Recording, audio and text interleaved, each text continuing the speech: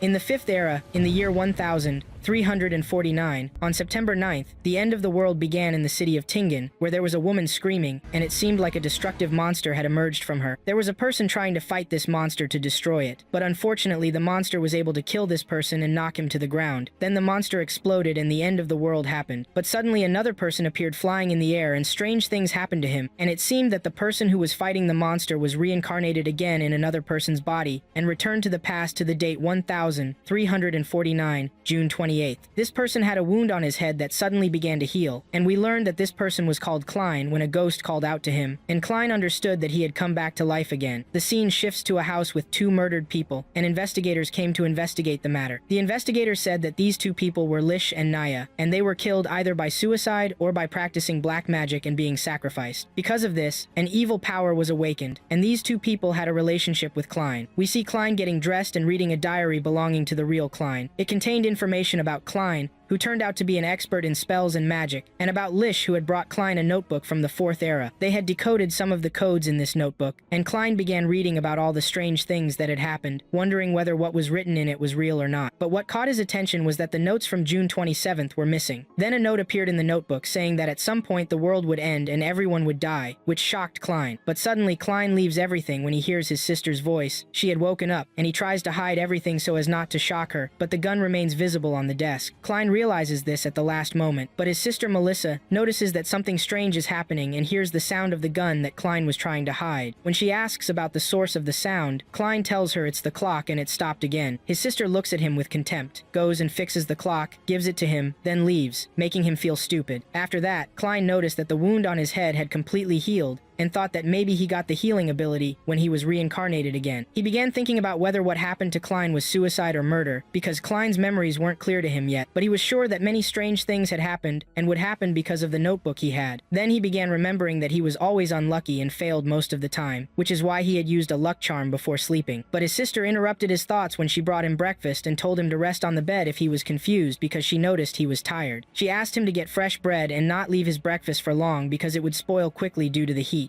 Then she told him she would bring him meat today but would be a little late outside. This meat was a reward because Klein had been looking for work hard during the past period. Klein was moved by his sister's words and said goodbye to her, then she left for her school. Klein was thinking that maybe his sister wouldn't find him when she returned because he decided to stay away from home so as not to put her in danger, but he hoped things would go well. Then he went to get her bread as she requested. The shop owner welcomed Klein and congratulated him on his graduation, saying he was a special person and would find an excellent job soon. Klein noticed that someone was watching him from outside the shop. Then Klein took the bread, thanked the lady profusely, then left and walked through the city streets, observing everything. He was even amazed by what he saw, and felt like he was in a parallel world compared to his previous life. While walking, he was drawn to the sound of people playing cards and was surprised that they had games like the ones he used to play. Then he continued on his way and began thinking about what had happened to him and what kind of place he was in now. Meanwhile, he dropped a coin, and when he tried to pick it up, he felt someone approaching him and immediately prepared his gun, but it turned out to be a clown inviting him to the circus. Klein accepted his invitation and left, but he noticed that there were people following him, so he quickened his steps to avoid them. Then he entered a tent to hide and watch the situation, but it turned out to be a fortune teller's tent, and she invited him to sit with her to know his future. Then we see the first person who was watching Klein heading toward him, but when this person saw the other person, he quickly left and moved away from Klein. During this, the fortune teller insisted that Klein sit to know his future and told him that since he was her first customer, it would be free. Klein indeed sat down and asked the fortune teller if interpreting the cards was also free. The fortune teller got nervous and said it was free, but Klein knew there was nothing free in this world. As he began shuffling the cards, the fortune teller asked him what he wanted to know. He told her he wanted to know about his past, present, and future. The fortune teller began drawing 3 cards and placed them in front of Klein, telling him that the first card was for his past, the second for his present, and the third for his future. She asked him which card he wanted to reveal first, and the card was the Fool, which is the beginning of the card sequence and means a new beginning. At this moment, the real fortune teller came, and it became clear that the fortune teller present was a fraud. The person who was watching Klein tried to enter the place, but Klein noticed him and quickly left. After that, Klein returned home and began preparations to perform the spell, putting everything in its place. Then he went to the middle of the room and began the execution. The papers around him began flying while he recited the chants, but when he finished, he found that nothing had happened and was shocked. but suddenly Klein felt a headache and words being said, "Don't look for trouble." Then strange things began to happen and it seemed the spell had succeeded. A red bubble appeared around Klein, who was screaming from the severe pain. Then he suddenly found himself floating in a strange place with strange red spots and blue spots around him. These spots began swirling around Klein, but suddenly the scene shifted to a strange woman casting spell chants also in the name of the Hall family. We also see a strange person holding a bottle, also casting a spell, and he seemed to feel something that shocked him. Then we see that the girl who was casting the spell moved to the place where Klein was, and the strange man too. It seemed the red dots belonged to the girl and the blue dots belonged to the man. Then the girl asked Klein about the place they were in, and Klein was shocked and didn't understand what was happening. He even thought he was the one who summoned the man and girl using his spell. The girl then asked Klein if he was the owner of this world, and after the girl said these words, Klein thought about them. Then a real world began building around them. Klein then thought that everything they thought and said actually happened, which meant he could use the gray fog, and indeed he was able to use it. Klein thought it seemed he was indeed the master of this world. Meanwhile, the man asked him, "Who are you, sir, and where are we?" Klein began thinking about who he was. Was he really Klein, or was he Chu Mingrui? Then he went and sat on the ruler's chair, and the world began to complete its construction. Then Klein said to the man and girl, "You can call me the Fool." The man said to him, "Mr. Fool, who are you and what will you do now? Because this is considered an assault." The girl then said to him, "Are you done with what you wanted, and can we go home now?" He said to them, "Of course, if you want this and ask me for it now, I will send you home." Meanwhile, Klein was thinking about the personalities of the man and woman because he couldn't see them clearly. He said the girl seemed like a naive teenager, while the man seemed like a mature and cautious person. The girl was happy and said she had always dreamed of having an adventure like this, and asked what she could do to become a Beyonder. Let me tell you about the meaning of Beyonders. Beyonders are people who can obtain various supernatural abilities from 22 different abilities in the Beyonder tree by taking certain potions that we'll discover later and climbing the Beyonder ladder, which consists of a sequence of 9 levels. The lower the sequence number, the stronger the person becomes, meaning sequence 9 is the lowest rank and sequence 1 is the highest rank. Then we return to Klein, who didn't understand the meaning of the word Beyonders and had never heard of it before. So the fool used his intelligence and said to the girl, "The other person can answer this question for you." The other person was surprised how the fool knew he knew the answer and said to the girl, "You're from the city of Lowen, and if you want to become a Beyonder, you must first go and join the Evernight Church or some other churches." Although there are people who can never become Beyonders because they don't have the ability to do so, Beyonders really exist and fight the dangers of darkness. The girl was saying she wanted to become a Beyonder without losing her freedom, but that's what would happen if she joined the church. So he suggested she go and join the royal family or a noble family, but she couldn't do that either. So she asked if there was another way. The man told her that actually there was a way and he had it, because he had 2 potions of Beyonder abilities from the 9th level, one called the Sailor Potion and one called the Spectator. He explained to her the advantages of each. Meanwhile, the fool was thinking whether his ability to summon these people and his use of the gray fog meant he was already a Beyonder. Meanwhile, the girl told the fool that she had made a deal with the man and wanted him to be a witness to it, but she asked his permission to accept other meetings, which shocked the fool because he didn't understand either. Then the man said to him, "Sir, you have power beyond our imagination, and we appreciate your choosing us. So let us handle the trivial matters that you don't have time to deal with." The fool was thinking that if he continued meeting with these people, many of his secrets would be revealed, but dealing with this mysterious world might help him return home. So he said he agreed to the meeting and set a fixed appointment every Monday at 3 p.m. each week. The girl was happy and suggested that she and the man also use fake names because they couldn't use their real names. She suggested that since their master uses a fake name from tarot cards, she decided to also use a name, and her name was Justice, and the man called himself the Hanged Man. Meanwhile, there were people knocking on Klein's room door in the real world, which made him lose his concentration, and the mysterious world began to collapse, but he controlled the situation and regained control of things, then said that now the meeting ends, and each of them returned to their real world. When Klein woke up, he knew that the police were the ones knocking on the door. He hid the gun and went to open the door, and was shocked that the person knocking was a detective rank, and when he opened the door, he was shocked that the detective was the person who had been following him while walking in the city. Klein then said to him, "You were the one following me." So the detective smiled and said, "Let's say I was protecting you." Then the 2 detectives entered Klein's house, and it seems they also have power and are considered beyond normal. But let's discover this while watching. The important thing is that Klein was shocked when he learned the news about Naya and Welch, and that they committed suicide, and he couldn't believe this. The detective told him that at first glance the scene indicated it was suicide, and the detective was asking if Klein had seen any strange things. Meanwhile, the other detective was reading Klein's notebook and read the sentence that everyone will die and asked Klein, who was shocked and didn't know what to say. Then he sat on the bed and said he didn't remember anything. The detective said to him, "Let me tell you this. "There's evidence that you visited Mr. McGovern's house on the 27th. Klein said to him, "Maybe you won't believe me, but I don't remember anything except what's in my diary." The detective said to him, "The important thing is that Mr. McGovern lost a gun, and I'm sure we'll find it here." Klein showed them where the gun was, and said he woke up yesterday and found the gun next to him, and he was unconscious, and in a position indicating he was trying to commit suicide, and since these events I've lost many of my memories. The detective said that what Klein was saying fits the conclusions they reached, but even if they were sure Klein was honest, they had to use their methods to be sure, so they would send Klein to a spiritual medium to search his memories and verify the truth of his words. Then the other detective said that in general they were happy that Klein was alive and in good health, because in incidents and crimes like these, all parties are usually dead. Then the detectives left and took Klein with them, who was terrified and afraid they would discover he was transferred from another world. But his thinking was interrupted by a child running away after stealing bread from a bakery, and the bakery owner was chasing him. The detective then caught the boy, but the boy tried to escape and dropped wood on the horse of the detective's carriage, which made things tense around them. Klein then took advantage of the opportunity and began to flee, until he reached a distant place and began walking tiredly. Meanwhile, there was water about to fall on him, but suddenly time stopped. Klein understood that there was someone beyond normal in the area and tried to escape and thought he was able to escape when he got in a carriage and asked its driver to move immediately. When he was sure he had moved away from the detectives, he asked the carriage driver to stop, but he didn't stop, and it turned out that the carriage driver was one of the detectives. Suddenly Klein woke up from his sleep and thought he was dreaming, but the detective appeared before him again and introduced himself as Nighthawk Dunn Smith. Klein was shocked by this person's ability to manipulate his dreams. Dunn told him that at night they are very strong. Klein didn't understand why Dunn was speaking in plural, and suddenly the world around them began to move in a strange way. Then a girl appeared from behind Klein and strangled him and asked him to relax and that she would be gentle with him. Then Klein lost consciousness, and when he woke up he found himself in a strange place. Then he saw his father and mother, but the girl interrupted him. Klein understood that this girl was the spiritual medium and was seeing his memories. Then the medium appeared and grabbed Klein and asked him about the Antigonus family notebook, but he didn't remember. Then she asked him what he was doing on the day Welch and Naya were killed, so he took out his gun and committed suicide. Then he woke up and found that the medium was telling Dunn that Klein was telling the truth. As for the lost memories, they disappeared like Welch and Naya's souls, and she couldn't track them. She also said she had never seen anything like this before and asked Dunn to be careful because the matter was dangerous. Then Dunn said that since the notebook was still missing, this meant Klein was still in danger, and they weren't guards and wouldn't be able to protect him. Then Dunn offered Klein to join them and become one of the Beyond Normal, which shocked Klein. The next day, we see Klein walking down the street, holding a card for a bar in the city. He remembered Dunn telling him, "If you want to join us, go to a man named Wright at the Hounds pub." Klein thought that joining Dunn's Nighthawk squad would be a good cover for him. He headed to the bar, and when he arrived, he found the place chaotic, filled with bets on animals and fights between men who looked nothing like him. To them, he was like a baby. One of these men was about to start a fight with Klein, but Klein avoided it. He then went to speak to Wright, who was angry and asked Klein who sent him. When Klein told him Dunn sent him, Wright said, "Follow me." Wright then put Klein in an elevator and sent him to a strange place called the Blackthorn Security Company. Klein then went to the receptionist, Roseanne, who was asleep. When she woke up, she said she knew he was coming and told him to follow her. We saw the detective there as well. Klein and Roseanne started going down the stairs and met a quiet girl named Royale, then continued on their way. As they walked, Roseanne was showing Klein around the place. They saw a strange person named Fry on their way, who was experimenting on humans, and another person walking alone named Kenley. When they reached the captain's place, Roseanne asked Klein to go alone because she was afraid of the captain, even though he was a nice person. Indeed, Klein went alone and reached a huge door. When he entered, he found Dunn. Dunn then presented him with the enlistment document for his city's 7th unit. Klein was amazed by their headquarters, so Dunn told him this place was just a cover for them, and that there were many other places like it because they were the squad specialized in dealing with supernatural matters. He then welcomed Klein, who was very happy to join, but Dunn warned Klein that he could lose control of himself. For this reason, Dunn asked Klein to take a candle and follow him. Klein was shocked by this. They entered a place with many graves, and Dunn said that these graves belonged to Nighthawks who had lost control of themselves, so they commemorate them. Then Klein and Dunn started talking about the sequences in their order. Dunn said the church had 4 potion paths. The first was the Sleepless Path, then the Corpse Collector Path, the Mystery Prior Path, and the Seer Path. Klein could choose any of them, but he had to think carefully and go to Neil the Alchemist, who would help him make a good decision. Klein thanked the captain and started to leave. As he walked, Klein was thinking about which path to choose and was very hesitant. He then reached the alchemist's room. When he opened the door, he found the place empty, but suddenly there was an explosion, and the alchemist came out. Klein introduced himself, and Neil told him he already knew about him and that Dunn had told him all the details. He then advised him to take his time in choosing a path. Neil asked Klein to help him tidy up the place, and Klein started immediately. Neil was talking to Klein about his life, studies, and experience, but Klein was being humble. humble. Neil told him that he could start by learning easy things and mastering them until he could master difficult things and decipher codes. Then Neil took out a diary belonging to Emperor Roselle, which shocked Klein because most of these diaries had disappeared. Neil opened the diary and said that for 150 years, no one had been able to decipher it, and legend says that whoever deciphers the diary will gain supernatural power. Neil said he managed to decipher some of it and showed it to Klein, but Klein was shocked because he found that the diary was written in Chinese, which was Klein's mother tongue in his past life. This made it easy for him to read the diary, and he began to think about the Emperor's life and its details, reading all the secrets he had written and reacting to them in his mind. In the end, he benefited greatly from this information. But Neil didn't understand why Klein was so lost in thought. When Klein tried to say that he could decipher some of the diary's codes, Neil burst out laughing and said that Klein had the energy of youth and thought he could do anything, but the matter was more difficult than he imagined. Of course, Klein didn't tell Neil that he understood what was written so as not to be discovered and reveal that he came from another world. Klein then decided to take the seer path, like his ancestors whom he learned about from the Emperor's diary. Neil was shocked by this choice and told Klein that if he took the potion and followed this path, there was no turning back. Klein said he was confident in his decision. Neil told him, "Since you've decided which path you'll take, let's start the ritual immediately." He took out the tools and began to make the potion. Its ingredients were truly strange. Even when it was finished, it let out a weird burst, and Neil was shocked by its appearance and smell, doubting it was drinkable. Neil started teasing Klein, which made Klein a little embarrassed. But after that, Neil advised Klein to drink the potion without hesitation, so it wouldn't be bad for him. At that moment, Klein looked at the potion, made his decision, and drank it quickly. The effect began to flow through his veins, and Klein felt strange things. Then Neil told him that the potion's power was starting to show, and he had to imagine something that exists in this world. Klein succeeded. Then Neil asked him to imagine something that doesn't exist in this world. When Klein tried to do this, strange things started to happen, like an explosion and a change in the weather. Neil was telling Klein to hold on and control himself, while Klein was imagining a rocket from his old life, which was the cause of what was happening. Neil was trying to help Klein as much as possible, and indeed, Klein managed to imagine the rocket and was standing on it as it flew. Then Klein fell into his thoughts and finally imagined a spacesuit, which caused the place around Neil and Klein to collapse. Neil tried to calm the situation down, and in the end, Klein succeeded in the test. His eye color changed, and he had indeed become a seer. Neil congratulated him on his success, and told him he was a promising young man. Klein could see Neil's spirit, and Neil told him that he could now see people's spirits and know everything about them, like their health status, for example. But Klein was shocked when he saw two huge eyes above Neil. Neil told him not to worry, they might just be a representation of the ritual, but Klein saw a person fading in the background. After what happened, Klein became exhausted, so Neil advised him not to use his powers too much because it exhausts his spirit and could lead to him seeing illusions. He told him that when Leonard first started using his powers, he used them so much that he fell down the stairs, so Klein must use his powers with caution. Neil told Klein how to turn his powers on and off, telling him to tap the spot between his eyebrows twice. When Klein did this, it worked. His power stopped, and his eyes returned to normal. Neil then gave Klein some instructions on using his powers in different ways, and said that they would stop there for the day. But before he left, he had to receive his standard issue gear, which was a pistol and special bullets for killing demons. He told him to ask Dunn for compensation. Klein was happy, then went to Dunn. Dunn was giving him advice and guidance, telling him that with power and distinction come risks, so he must manage things well and not interfere in matters that don't concern him. He then told him his salary was £3 a week and gave him a full month's salary in advance, £12. Klein was happy about this and said to himself that he had finally overcome poverty. After that, we see that Klein bought a cane and new clothes and started wandering around the city. While walking, suddenly a carriage stopped beside him and the person inside ordered him to enter. It turned out that the person in the carriage was Leonard. He gave Klein a picture of a boy named Elliot, son of a famous merchant, who had been kidnapped that morning. They needed to investigate the matter, which made Klein question why they were responsible since they only handled beyonders. Leonard told him they were now undercover as a security company, and the child's father was a regular client. Leonard assured Klein that it would be easy for a diviner, then gave him the child's clothes to track. Klein began using his power, and Leonard was impressed that Klein had bought a divination cane. When Klein's power activated, the moon turned red and his power spread through the divination cane. Klein could see everything the child had done, but strangely, the eyes Klein had seen before were visible, following all the paths the child had taken. He began guiding the carriage to the child's location, turning right and left until they reached a strange house on Forreston Street. When they entered the house, it appeared abandoned. They climbed the stairs, and the cane pointed to the exact location of the child. Klein used his eye power and saw two kidnappers with the child. Leonard praised him, saying, "Well done. This will be over now. But Klein felt tired again and wondered if he was overusing his power. Leonard went to the room and broke in forcefully. The kidnappers tried to kill Leonard, but he dodged the bullet and took down the first kidnapper in the blink of an eye, then beat the second kidnapper until he was also eliminated. During this, a strange feather appeared, and Klein and Leonard felt a dark power. Klein stepped back, and indeed, the two kidnappers transformed into a strange monster. Leonard was excited, and the battle began. Leonard wasn't attacking, and the monster couldn't touch him. When the monster decided to flee, Klein noticed and began tracking it carefully to avoid being ambushed. The monster appeared next to Klein, who fired his gun while trembling. The monster flew into the sky, then suddenly fell due to Leonard's power. Leonard appeared in his world, restraining the monster with his power, then eliminated it completely. Everyone was happy about rescuing the child, but suddenly Klein felt something strange and saw the eyes again. When Leonard asked what was wrong, he said it was nothing. After Leonard left, Klein said to himself that the real Klein had visited this place before. After that, they delivered the child to his father, and Leonard began investigating, wondering where the kidnappers got the Beyonder potion that turned them into an uncontrollable monster. Leonard joked with Klein, telling him he was lucky because it was rare for beginners to encounter such a monster. Then Leonard said, "Anyway, I'm happy to work with you," and extended his hand for a handshake, which surprised Klein, but he shook it. Leonard told Klein that something drew him to Klein, and Klein replied, "Me too." After Klein left, we see Leonard talking to someone in the shadows. Then we see Klein going home, very happy because he would tell his sister that he got a job. When he reached home and tried to open the door, he found that the place had changed, which shocked him. He felt there was an intruder nearby, and tried to escape. Then he saw a door and went through it. Inside, he found Klein's notebook with its pages flipping rapidly until it stopped on a page that read, "Everyone will die, including me." Suddenly, the Fool card appeared and completely changed the place. Klein woke up terrified and thought to himself that he felt the house across from the kidnapping site contained evidence related to the Intis family's notes. After that, we see someone wandering through the city until they reached the intended address. When they reached the house, the door opened by itself, and it turned out to be Klein's house. This person appears to be Klein's brother, named Benson, who couldn't believe they would live in such a house, which moved him to tears. They sat at the dining table, and Klein was the one preparing the food this time. Klein's sister and brother were surprised by the delicious smell of the food, so much that his sister asked if this was really the first time Klein had cooked. When Klein's sister tasted the food, she was amazed by it. Then Benson gave Klein a gift-hand expensive suit, which made Klein say that this gift was costly. His sister told him that Benson had been saving money for it for some time. When Klein put on the suit, they were impressed because it fit him perfectly. Klein was happy and thanked his sister and brother, then remembered his parents for a moment. His brother told him they were family and there was no need to thank them. They were all happy.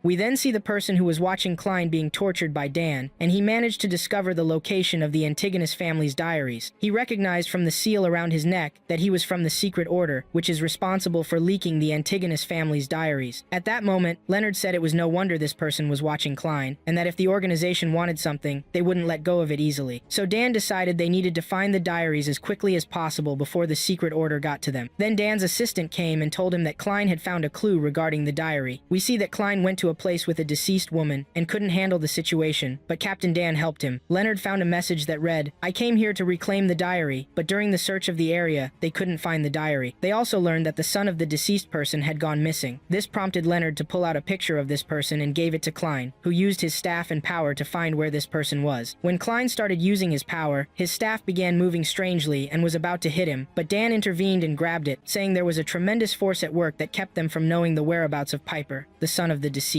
Therefore, Dan decided to seek help from the Knights Templar, as there are many ways to find the person. After that, they moved to a strange place, and Dan gave them the Topaz Pendulum, which helps amplify communication between spirits and will greatly aid Klein in his task today. We learned that the Knights Templar allowed them to use a dangerous Grade 2 tool to help locate Piper, which is now being brought to the city of Tingen. This tool is an ancient artifact that is rare and used by Transcendents. Some of these tools possess mysterious powers, while others have destructive capabilities, which is why they are placed behind specific barriers in various locations. By the way, Grade 2 means it's a dangerous tool. At that point, we saw the team members arriving with the tool, and Dan introduced Klein to the rest of the Nighthawks team. He then introduced the other members. First, Harrison, known as the Nightmare from the 7th sequence, then Borgia, the Gravedigger from the 8th sequence, and finally, Dolly, the Spirit Medium from the 7th sequence, who welcomed Klein. However, Harrison objected to Klein coming on this mission because it was dangerous, and Klein's offensive capability was 0. What concerned Dan at that moment was the ancient ancient artifact, and when he found out that they would be using it for the mission, he objected since it posed a significant risk. But Harrison said they were looking for Piper, and there were rumors he was from the Antigonus family, and if these rumors were true, they could only find him using a tool made by this family. Then Harrison instructed everyone to do as he did, so he could activate the tool without putting anyone in danger. Klein felt a burning sensation from how the tool was activated and didn't understand what was happening. When Harrison uncovered the artifact, it was in a box and started moving, shocking Klein. When he opened the box, a small mummy in the form of a clown emerged. Klein commented that it was a cute doll, but the situation soon changed, and the doll revealed its other face, taking control of Klein and nearly choking him had it not been for Leonard's intervention. Klein began to flee from the doll because he was scared of it. At that point, Dan told him it seemed to be tracking him because he had found evidence about the Antigonus family's diary, since this doll reacts to everything concerning this family. We then learned that this doll could control 2 or 3 nearby individuals, but could free itself from their control with a strong slap, just as Leonard had done. Klein was still trying to escape,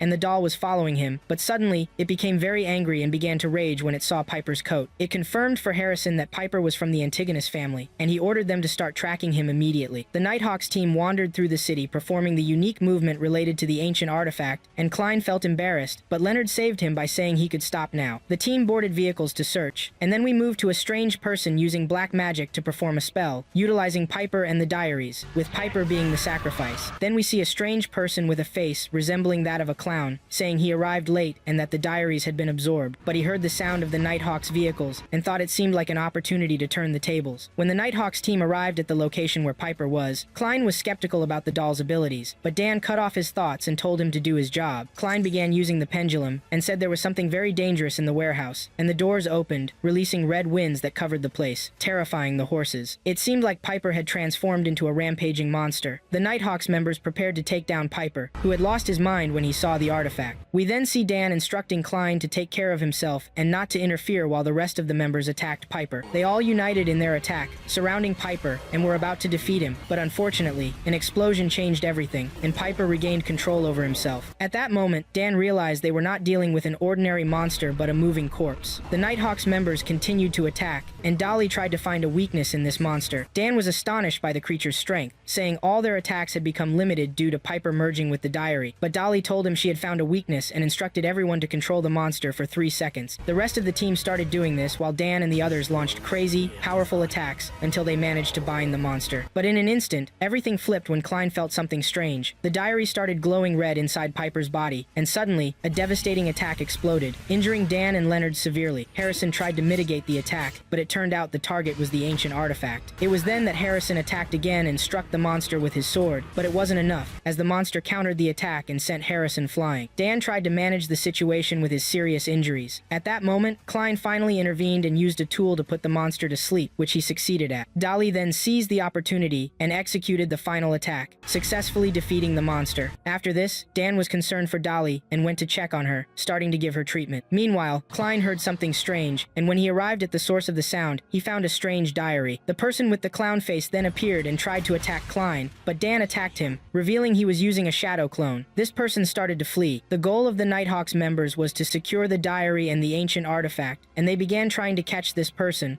while Klein remembered he was the same person he had seen at the circus before. The battle between Harrison and this clown was very intense, but Harrison couldn't hit him. Even Leonard intervened, and this clown did an explosive attack from his face. None of the Nighthawks were able to hit him. Klein was amazed by this and analyzed his movements, and came up with an idea and tried it. He succeeded in hitting the clown, who decided to unleash his power and tried to attack Klein. All the Nighthawks went to protect him, but they discovered that the attacker was a copy, and the real person was standing far away, targeting the mystical item. He succeeded in his plan and hit it, causing the bag to open and the doll to come out again and take over the atmosphere. This time, the doll took control of everyone in the place. Klein was trying to save himself and began to think about using the fog and gold incantation from his world. He began chanting until it worked, and he began to think that the doll's power had increased because of the notebook. The clown-faced person's goal from the beginning was to release this doll so that he could control them all. He thought that if he stayed in this world for too long, his friends would be harmed. That's why he decided to use the pendulum to cast a spell and return safely to his friends. When he returned, he found the clown talking to him and wanting to make a deal with him. If Klein handed over the Antigonus family notebooks, he would release him and his friends. He said, "To believe me, I will give you a gift, which is how to advance to sequence 8. Klein was thinking whether what he was saying was true or false, and he was hesitant and didn't understand what was happening. This clown tried to trick Klein and told him that all his friends were asleep and what happened would be a secret between them. But Leonard was aware of what was happening and wanted Klein to respond quickly because their time was running out. Then this clown told Klein a word that shocked him, but we didn't hear it. He used a strange weapon and was about to touch Klein with it, but Klein grabbed the weapon, which shocked the clown. Klein began to take advantage of the opportunity and attack. Then we see that the doll's influence hadn't ended, and the doll controlled this clown, allowing Klein to take advantage of the opportunity and kill him with 2 shots to the neck and head. In the end, it turned out that this clown was a follower of the secret order. Suddenly, the clown stood up again and said the name Hornesis, then died. After that, the battle ended, and they regained control of the mystical item. Everyone began to check on each other. Then Leonard went and told Klein that he wanted to save him, but Klein saved everyone. Then he told him in his ear that he was aware of what was happening, which made Klein call him a narcissist. After that, they returned the mystical weapon to its place, and the mission ended successfully. Dan was telling Klein that he knew that Klein was curious to know what was in the notebook, but the Holy Cathedral Knights must check the notebook first. Then they would let Klein see its contents. Dan began to praise Klein and tell him that his performance was outstanding, and that he saved everyone and thwarted the Secret Order's plan. He told him that he would tell the Holy Cathedral Knights about his excellence, and that Klein would become a permanent employee soon. Klein was amazed that the person who did all this knew that the notebook would generate a dangerous power, so why didn't he do all this away from Tingen? Dan told him that people with evil plans always make wrong decisions. Then Klein looked at the clown's body and was shocked that he had killed someone. Captain Dan comforted him and told him that killing him was necessary to save the lives of many people and that he should realize this. Here, Klein remembers what the clown told him before he died, which was that he should know that the sequence 8 corresponding to the seer is the clown. After that, the rest of the Nighthawks met to say goodbye to each other. Here, Harrison began to acknowledge Klein's strength and told him, "You are the first person from sequence 9 to defeat someone from sequence 7. Your performance was truly amazing." Klein justified that everything was just luck, but Leonard began to analyze the matter, which annoyed Klein, and he said that it was just luck, nothing more. In the end, Harrison said that Klein was the most skilled seer he had ever met, and that he had a bright future, which embarrassed Klein. Strange things were happening to Klein, which made Dan ask him to rest. Klein began to think about everything that had happened, and decided that it was time to go to the cathedral and visit his teacher. Then we moved to the university, where Klein was talking to the history teacher, Igers, and asking him about Hornakis. Klein began to tell him everything that had happened to him regarding the Antigonus family notebook and the Hornassus Mountains. The teacher told him that he had heard something similar to this before, which excited Klein, but the teacher disappointed him and told him that it was perhaps a similarity of word roots, nothing more. Klein asked the teacher to contact him if he got any information about these matters, and the teacher agreed. Then Klein decided to leave, at which point the teacher thanked him for his gift. Klein told him that he was the one who should thank him for his years of teaching him. The teacher told him to be careful in his work, because there were forbidden areas that Klein shouldn't interfere in, so that he wouldn't suffer bad luck. Klein told him that he would take this into consideration. After Klein left, the teacher began to think about the words, and a tattoo appeared behind his ear, but it wasn't clear. Then a strange power began to come out of the teacher's shadow, and it seems that he was from the Beyonders, and Klein didn't know this.